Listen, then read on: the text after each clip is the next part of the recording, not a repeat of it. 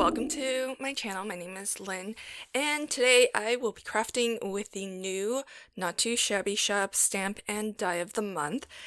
I am part of a YouTube video hub, so if you want to catch all of the inspiration that the team has created with this stamp and die set, then click on or search for hashtag N2S Critter Pops, all one word. There'll be a link to it in my video title or the description box below. And as part of the hop, there's also a giveaway that the Not Too Shabby Shop will be giving a gift certificate to their shop. So what you want to do is visit all of the videos along this hop and leave a like and comment for each video. I'm sure everybody would also appreciate if you subscribe to your channel as well. And then when you're done with the hop, click on the Rafflecopter link that should be in anyone's video. You can certainly come back to mine if you can't find it. And there you will be taken to a page where you can put your name, your address, and all of that good stuff. And the random winner will be drawn from those who complete the Rafflecopter little form. So today I'll be making two cards. They're both sort of a dancing swing style card, but I actually have two different ways of creating them, and I'm curious for myself just to experience which interaction is easier, is more fun. So after you see both, let me know in the comments which one you think is more fun. So these Critter Pops are so adorable, and as the name suggests, they're sort of popsicles, but in fun animal critter shapes, and so much fun to color up. So I did color 3 of them, but I'll only be using 2 because I'll be making 2 cards today. And with the coordinating die set, you do get dies to cut out the images, of course, but you also get dies that will cut out all of the sentiments as well. So I think that's pretty cool. And of course, if you do want to subscribe monthly, you have the option of choosing either getting the stamp only or the stamp and die set together. So I am making a weighted swing card here. So you may recognize this mechanism here that has the circle with the bar going across. That's actually from a previous Spellbinders club kit, but this you can make yourself if you don't have that particular die set. The idea is you really need that sort of donut shape so that you can put a piece of foam right in the center, as I'm doing here, and that way that little mechanism piece can swing on that piece of foam, and that's what's going to create the swinging mechanism. And so I'm just cutting another very thin strip of foam so that I can attach my Critter Pop to this bar here. And the next thing that we'll need to do so that bar doesn't, you can't just take it off of that piece of foam, is you will need to kind of cap that piece of foam with a circled or any shape. It just needs to be larger than the foam so that you can so it kind of locks that what I called that sort of donut shape in. And the reason why I glued a penny to the back towards the bottom of the Critter Pop is to give it some weight.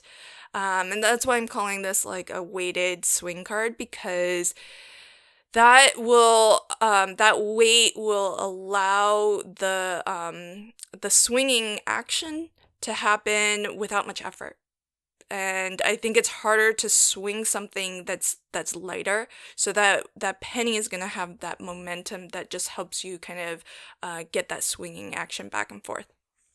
I am also using some lovely leftover papers from one of my previous boxes of the month too. So these are, I don't know if this particular box is still available. I think at one point the papers did get restocked though. So if I can find it in the Not Too Shabby Shop, I'll link to it in the description box below as well. So here I'm using another set of interactive dies from Spellbinders. Now this one's easy to make if you don't have the die set as well. So basically you want a pull tab that you punch a hole into. Then you want a stand that you want to punch a hole into as well. And I put a mini brad through those two holes to connect them.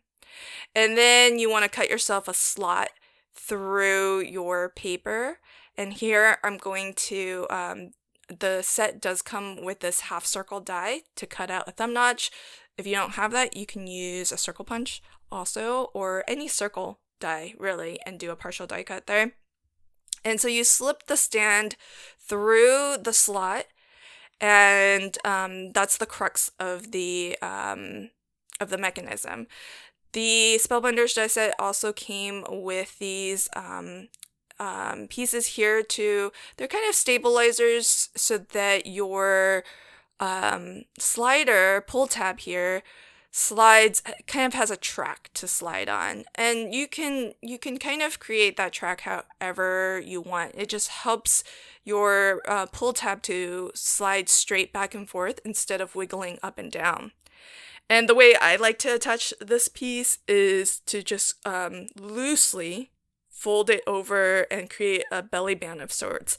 Now, you don't really need to use this sort of belly band mechanism. The other way you can form a bit of a track is to just put foam adhesive along the top and the bottom of your pull tab. And that should create that channel or that sort of track for your pull tab to glide in a straight path. And especially since I'm going to do that anyways, as you can see here, I'm going to just generously apply some foam to the back of this card, because I do have that mini brad with the head face down. So I need this foam to be roughly the same thickness as that the head of the brad, so that it doesn't like punch through my paper. It makes this panel level once I put it onto the card base.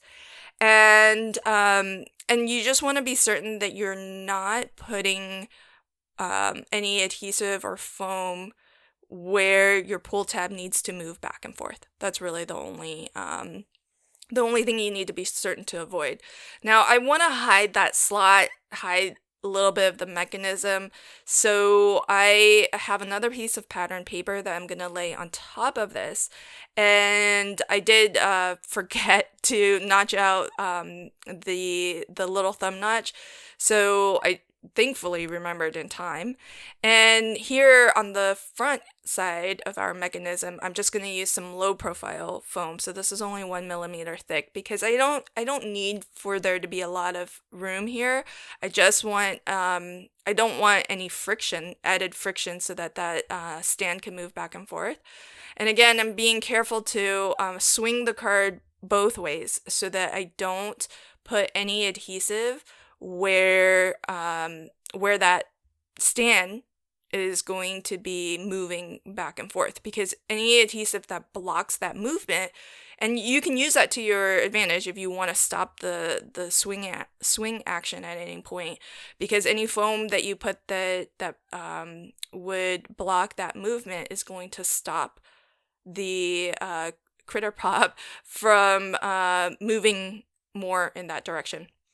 And so I put just a little bit of foam on my the stand here, and I am trying to figure out, because the pull tab that came in this die set is it's kind of small, because I normally do like 1 inch, half inch, pull tabs, something around there, and this just seems small. I think it's less than half an inch.